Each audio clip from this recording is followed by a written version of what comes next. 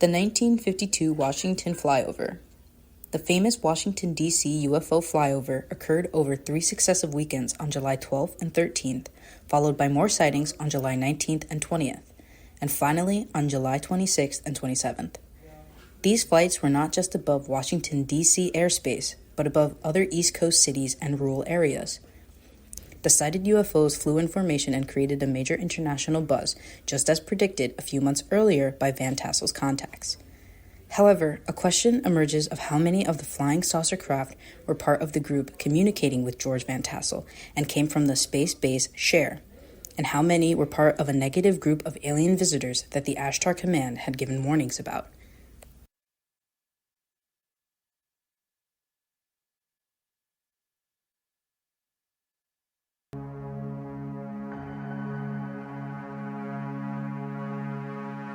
Welcome to Lights in the Night with your host, Russ Johnson.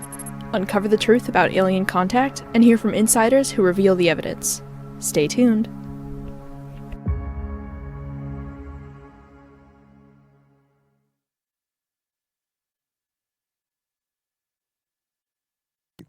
And once again, we will address very softly the issues that are coming to the fore, meaning that there is another congressional hearing on this subject matter in another couple of weeks, and that's going to be more information besides the soft one. They passed on some information for us a couple of months ago, if you will. So it's going to continue to come out piece by piece until you really get the sense that they are really here.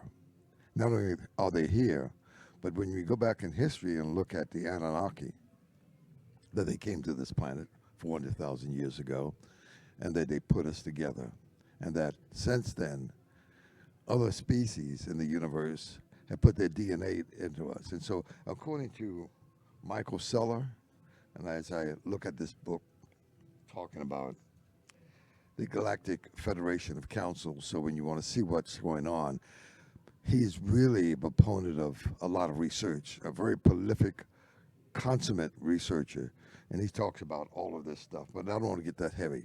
I just want to keep it real soft and easy today. The stuff he talks about in this book is kind of frightening for most people, but so we're going to keep it simple. But the aliens are here. They did create us some thousands and thousands, hundreds of thousands of years ago, maybe millions of years ago. And they're watching over us. They're seeing what we want to do, what we can do. So I have with us Norman once again, and he has graciously consented to be with us again to talk about the issues. Now, Norman has been around a long time in terms of the study of this, 40, 50 years, deep entrenched in the study of the UFOs and what's going on planet Earth. So Norman, thank you very much for being with us. When did you start looking at this whole issue of UFOs, aliens, flying saucers, and all the like? When did you start? Russ, great to be with you again. For me, this goes back to 1989, specifically the fall of 1989 is when I really went from, I would say, a curious person, like a lot of us are, who love science fiction movies and books and television, Star Trek and Star Wars, to a more serious researcher looking into this and really trying to understand at a deeper level what was going on. Wow, that's good. George Green, you met him. See, he was in the Air Force in the 60s.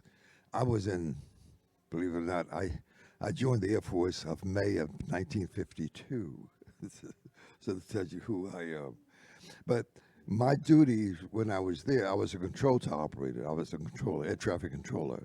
So I saw a lot of stuff back in the 51, 52, 53, because I went to even Luke Air Force Base in Arizona, which has 50,000 landings and takeoffs a month. So it was a kind of busy airport. So we saw a lot of things, but we couldn't talk about that. Why don't we go back and say, and talk about the psychology, the philosophy, or the meme, if you will, of the people in charge having the people who have seen something or talk or involved in the process not to talk about it. Let's talk about that. Men in Black and all of that.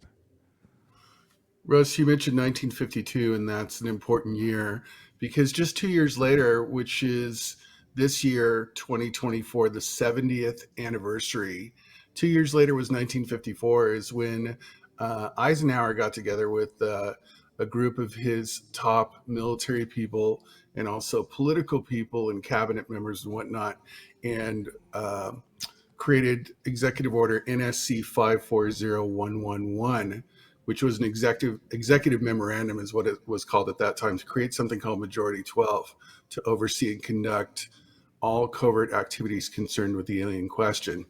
And it was at this time in the early 50s that we had really what we think of today as sort of a UFO panic. You know, it was just a few years after Roswell in the late 1940s. In the 1950s was really this explosion of like UFO movies and alien movies, and it came from outer space, and The Day the Earth Stood Still, and Invaders from Mars, and all this stuff. And it was really captured the imagination of the entire country in the late 40s and early 50s, and it became a dominant part of our culture.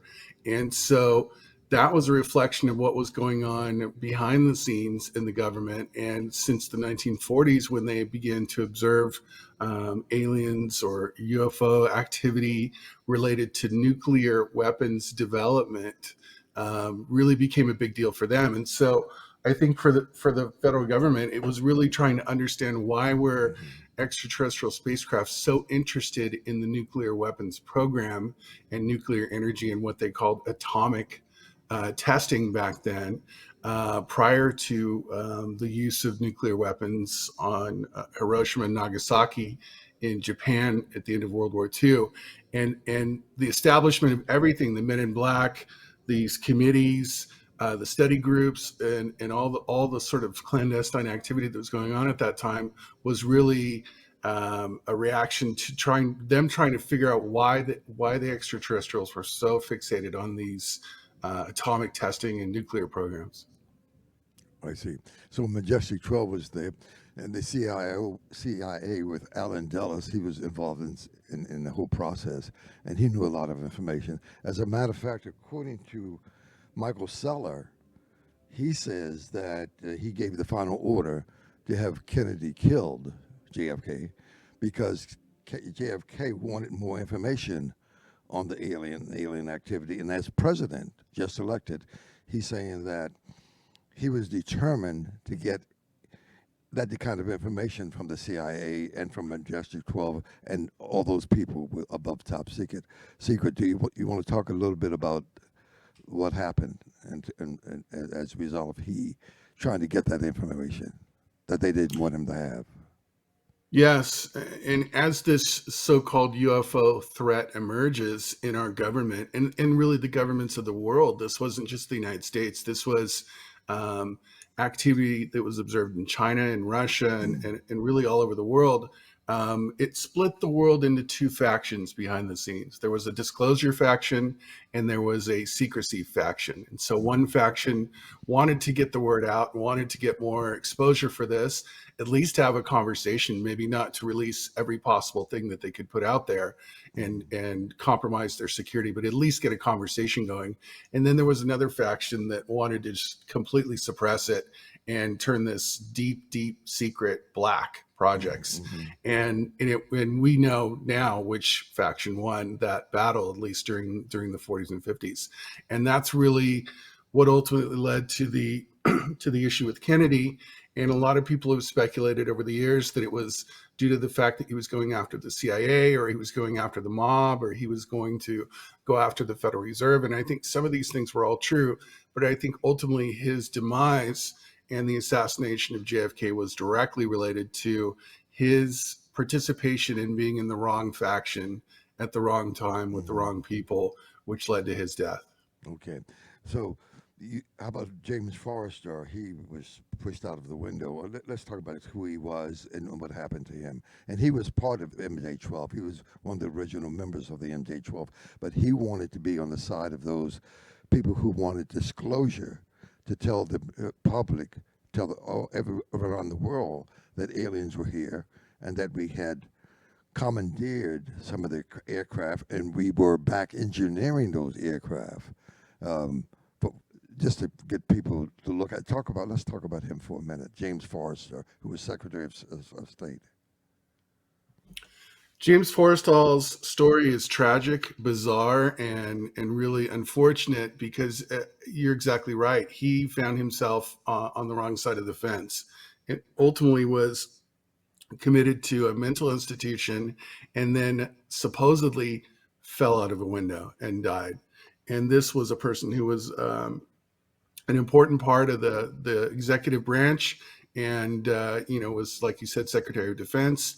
And it's pretty sad, but some of these people who have worked hard to try to do what they believe to be the right thing at the time have had untimely deaths under unusual circumstances. And this is a pattern that we see throughout this entire episode over the last almost 100 years. Anyone that comes forward that has something to say that is a benefit to the Front Porch America sometimes gets involved in scandals and their careers are ruined, or they die, or they disappear, or something happens to them, and everyone's probably tired of hearing this because it just sounds like such a tinfoil sob story. But this is really happening and has happened for a very long time. Yep.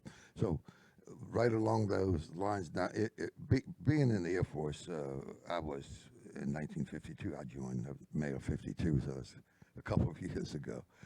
Certainly, if I saw anything as a controller, I couldn't say anything because I would have been dismissed, to be kind.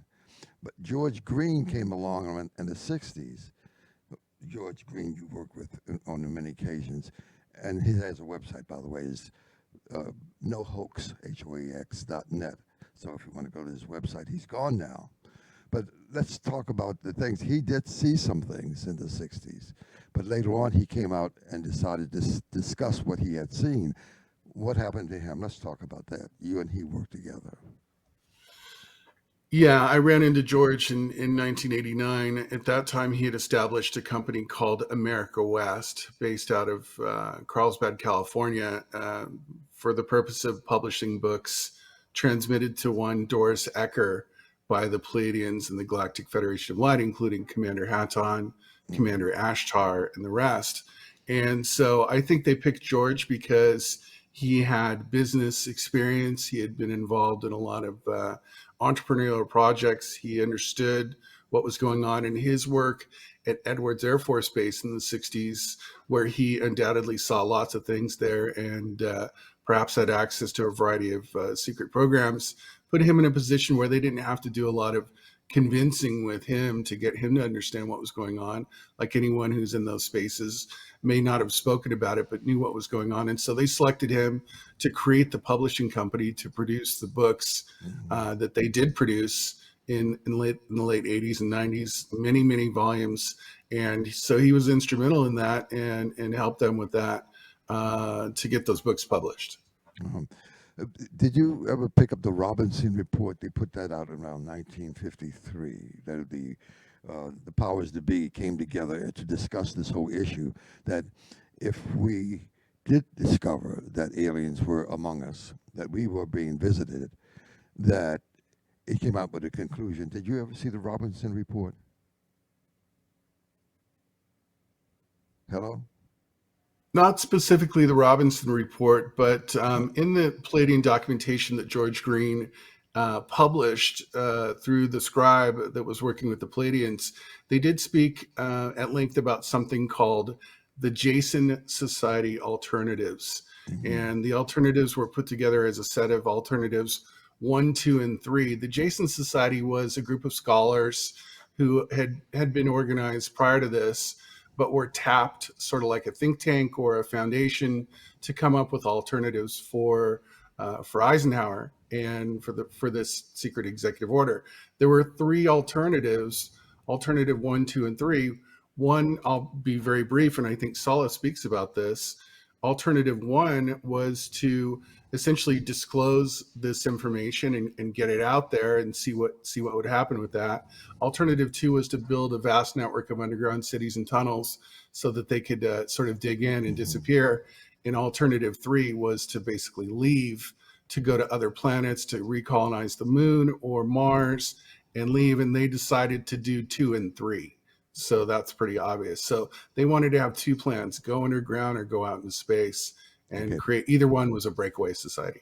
Okay, so we got a breakaway civilization. So as we speak here today, here is it, but I forget the date of the day, September 13th, 14th, whatever it is. The breakaway civilization is still in existence, and when we talk about people who know of its existence, like Linda Moulton Howe, like George Green did before he left, like Michael Seller, like we talk about Dr. Greer. You know Dr. Greer very well, and he's been working on this for 35 years. Where are we today in this whole disclosure process, and then the congressional hearings coming up in another couple of weeks? Where are we today? Who's winning? Who's losing?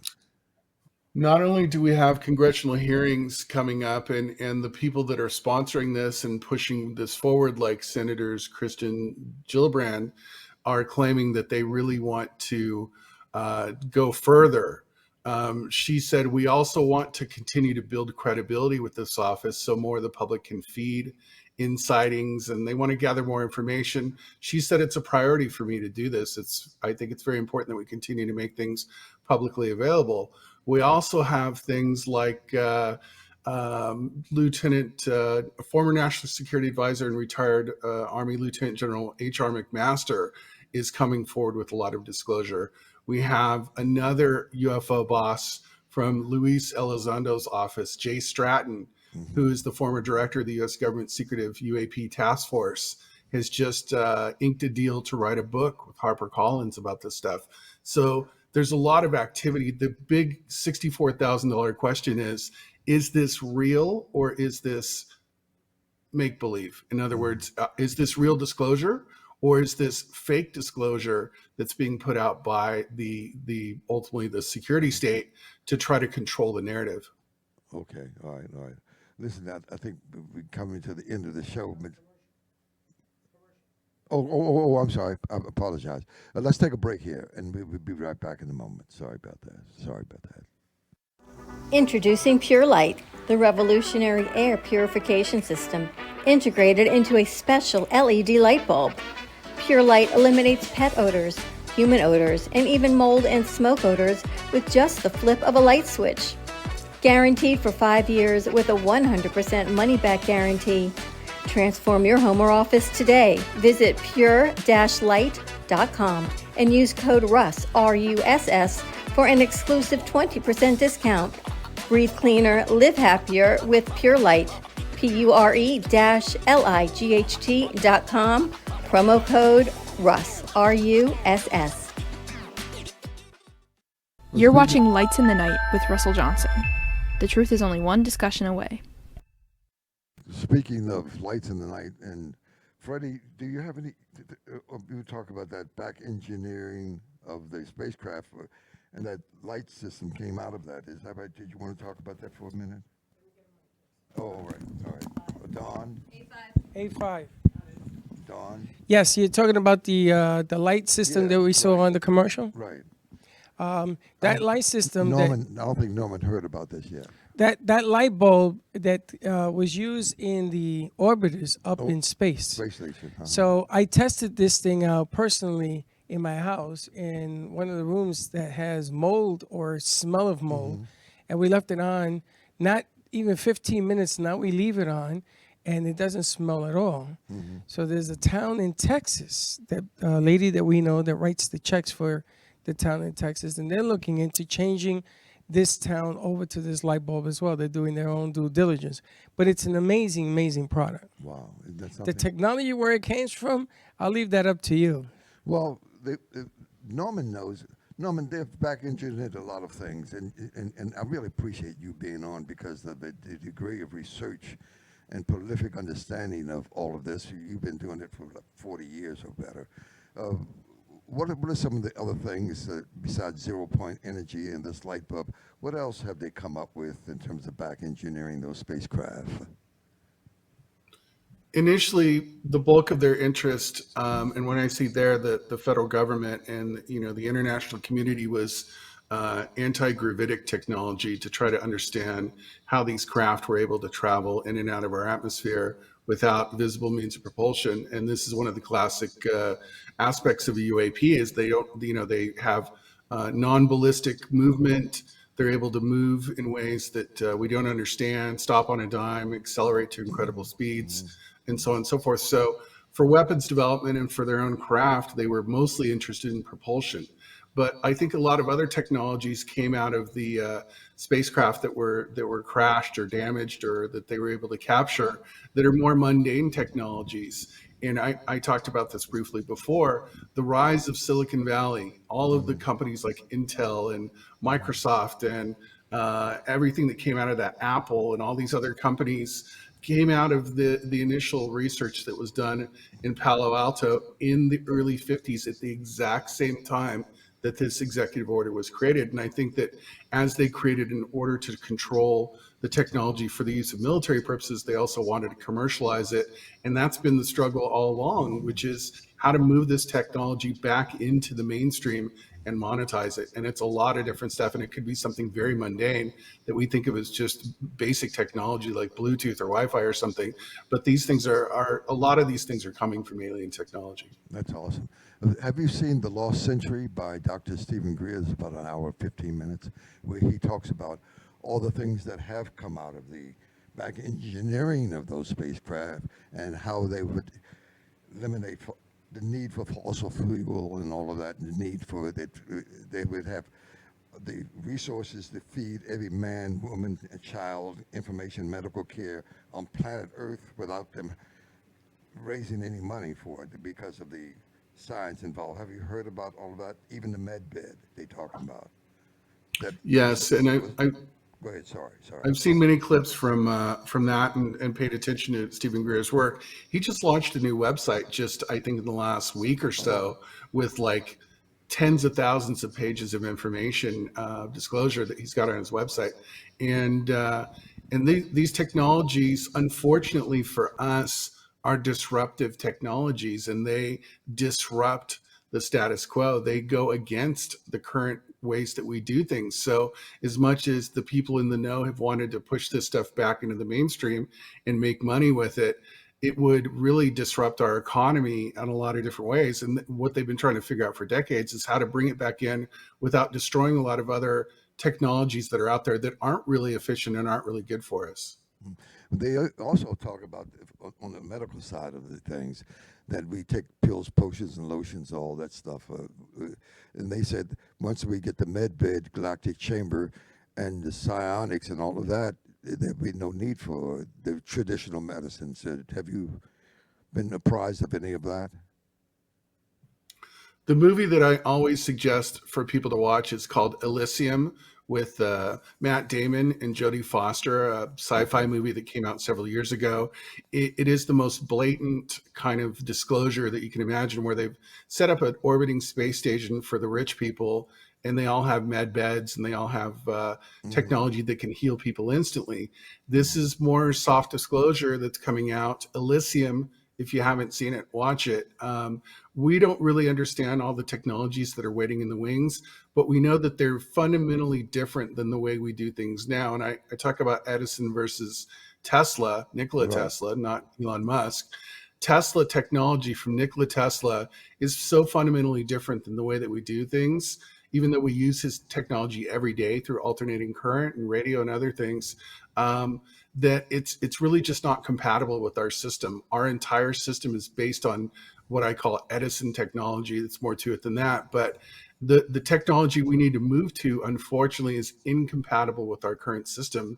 And it's until we get to the point where we can understand how to make the transition from the old sort of Edison tech to Tesla tech, that's the hardest part, is how to get to make the leap from one tech to another. So it's all about the money. So we have to follow the dollar. And I think that's what Stephen Greer, Billy Carson, you, and other people who are really delved in and steeped into the research on all of this, saying that there are. Greer said it this way. He said there are trillions and trillions and hundreds of trillions of dollars that have been taken from the coffers, if you will, of the Treasury of the United States back to the real dark Space Force, so they spend the money as they see fit and the need to, without any accountability to the Congress or the President or the senators of the United States. Do you are you aware of all of that? I'm sure you are, but could you give us a thumbnail sketch on what's going on that level of all that money that they're taking away from us without any disclosure at all? Sure, I'll bring up two important points. We just had the unfortunate anniversary of 9/11 after many years, 23 years, I guess, 24 years since that happened.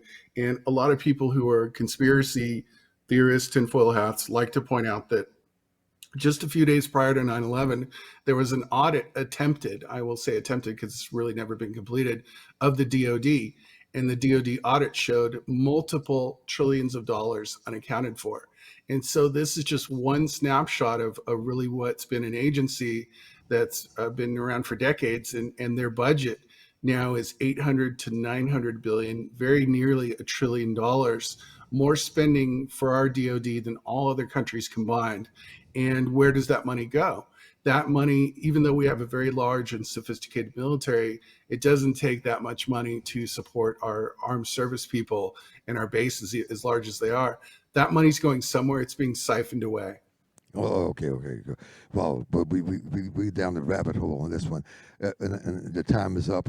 But thank you. I really appreciate that clarity on that. But Dr. Greer said as we close that he was offered $2 billion if he would have shut up and go away. In 10 or 15 seconds, have you heard about that? If you look at the entertainment industry, the political class, the corporate elites, the ones with the most money are the ones that took the deal. Oh, okay. My case closed. Thank you. Listen, next time, let's do part 3, part 4. Listen, we really appreciate you giving us all the research on this, and thank you very much for being on Lights in the Night. So next time, we'll be back with more information for you on Lights in the Night with me, Russ Johnson. Thank you.